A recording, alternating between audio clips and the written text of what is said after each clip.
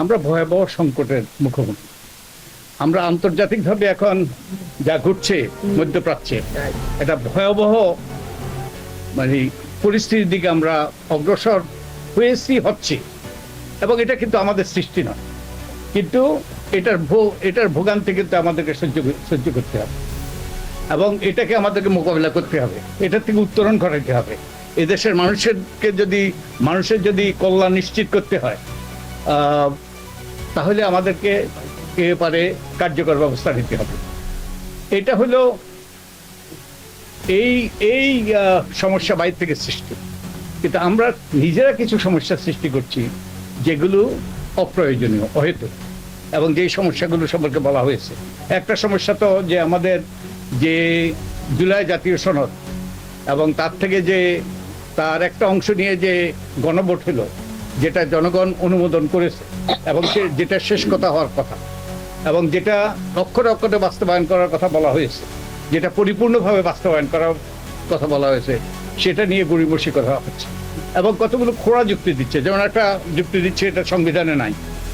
তো আমরা একটু নিকট অতীত নয়, অবশ্য এখানে যারা আছে তাদের জন্য অনেক অতীত, যে আমরা যদি 1990 সালের দিকে তাকাই, যে বিচারপতি শাহাবুদ্দিন সাহেব যে তত্ত্বাবধায়ক সরকারের প্রধান হয়েছিলেন, সেটা কোন সংবিধানে ছিল?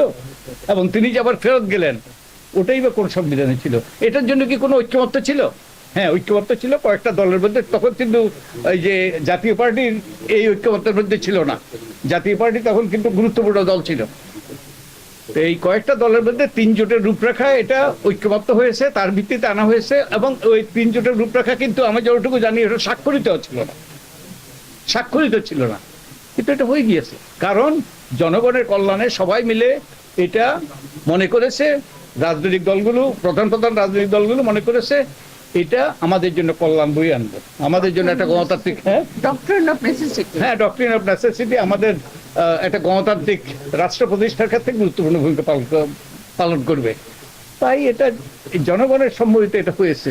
এটা তখন কেন প্রশ্ন তোলা হয়নি? এটা তো সংবিধানে নাই, এখন কেন এই প্রশ্ন? আরেকটা যুক্তি দেওয়া হয় যে note of dissent. Note of ডিসেন্টটা কি? এটা তো মাইনরিটি ভিউ, সংখ্যা লঘিষ্ঠের মতামত।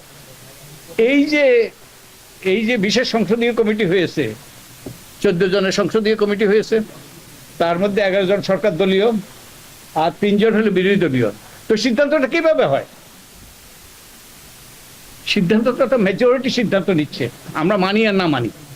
তো এটা তো আমাদের ঐক্যমত্য কমিশনে যে সিদ্ধান্ত হয়েছে সে মেজরিটি ভিউ, আর যেগুলো নোট অফ ডিসেন্ট দেওয়া হয়েছে ওগুলো হলো মাইনরিটি ভিউ, এবং মেজরিটি ভিউটাই গ্রহণযোগ্য, ওটাই সিদ্ধান্ত, ওটা নিয়েই গণভোট হয়েছে, ওটাই জনগণ অনুমোদন করেছে। এখন এইসব খোঁড়া যুক্তি আমার কাছে বোধগম্য নয়।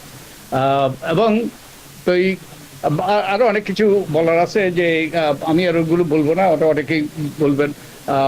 যেই কথা আমি বলতে চাই জোর দিয়ে, আজকে আমরা যে সংকটের মুখোমুখি, একটা হলো বহির্বিশ্বের সৃষ্ট সংকট, যার ভয়াবহ প্রভাব আমাদের উপর পড়ছে এবং পড়বে, এবং যেই সংকটগুলো আমরা সৃষ্টি করছি, যে গণভোটের রায় নকশ করে দেওয়ার কিংবা এটা নিয়ে টালবাহানা করার, এবং যে অধ্যাদেশগুলো যে সরকারের স্বচ্ছতা জবাবদিহিতা নিশ্চিত করবে এবং মানুষের কল্যাণ বই আনবে, সেগুলো বাতিল করার চেষ্টা করছি কিংবা সেগুলো নিয়ে গড়িবসি করছি। এগুলো আমাদের এই সংকটকে আরো ঘনীভূত করবে।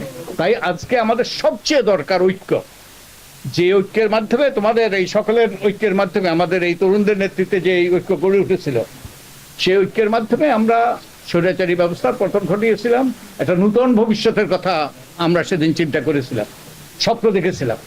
তো আজকে এটা ভণ্ডুল হতে যাচ্ছে আমাদের মধ্যে যে অনৈক্য এবং অহেতুক অনৈক্য, বিশেষত আমরা যারা নিজেরা সৃষ্টি করছি গণভোট নিয়ে গড়িবসি, এবং একই সাথে এই অধ্যাদেশগুলো বাতিল করার মাধ্যমে।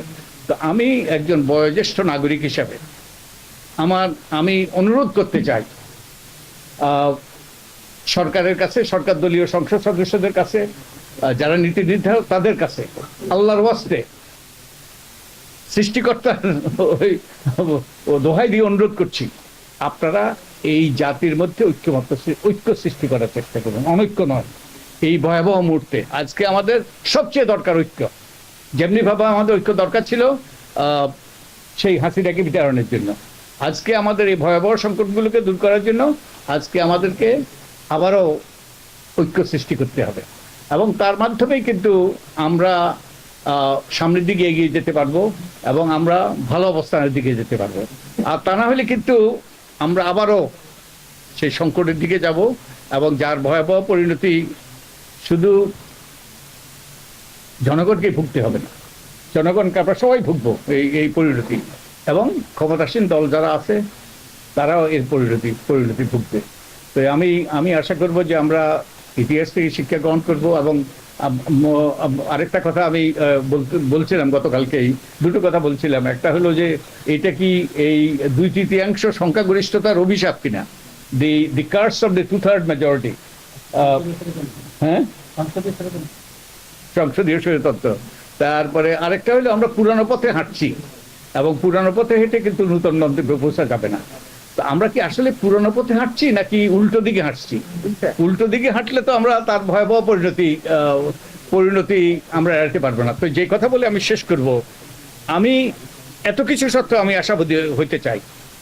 কারণ আশাবাদী হওয়ার একটা কারণ হলো যে এখন এই যেই যা করার চেষ্টা করছে বর্তমান সরকার, মানুষ মেনে নিচ্ছে না। মানুষ সোচ্চার প্রতিবাদ করছে, আমাদের তরুণরা প্রতিবাদ করছে, আপনারা প্রতিবাদ করছেন, অন্যরা সবাই প্রতিবাদ করছে। এটা আমাদের কাছে গ্রহণযোগ্য নয়, এবং এই নিয়ে আমরা সোচ্চার ভূমিকা পালন করছি। তো আমাকে আশাবাদী করে, যেমনিভাবে যেই 5ই আগস্টের আগে ওই যে কোনো বাধা তার রোধে নাকো পথ কেবলই সম্মুখে চলে, কোনো বাধা তার রোধে নাকো পথ কেবলই সম্মুখে চলে, এইরকম মানসিকতা, এইরকম দৃষ্টিভঙ্গি দিয়ে আমাদের তরুণরা আমাদেরকে নেতৃত্ব দিয়েছে। আমরা তাদের পাশে ছিলাম, তাদের সাথে ছিলাম। আমরা মঞ্জুল মুকসদে পৌঁছেছি, সাফল্যে পৌঁছেছি। তো আমি আশা করি যে আমরা এই আমাদের সোচ্চার ভূমিকা রাখবো। আমরা যেখানে আছি, যেই অবস্থায় আছি, আমরা সবাই আমাদের অবস্থান থেকে যে আমরা সোচ্চার ভূমিকা রাখি এবং আমরা প্রতিবাদী হই।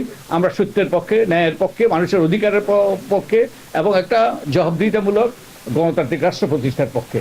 তো আপনাদেরকে সকলকে ধন্যবাদ, আমাকে আমন্ত্রণ জানার জন্য তোমাদেরকে অনেক অনেক ধন্যবাদ।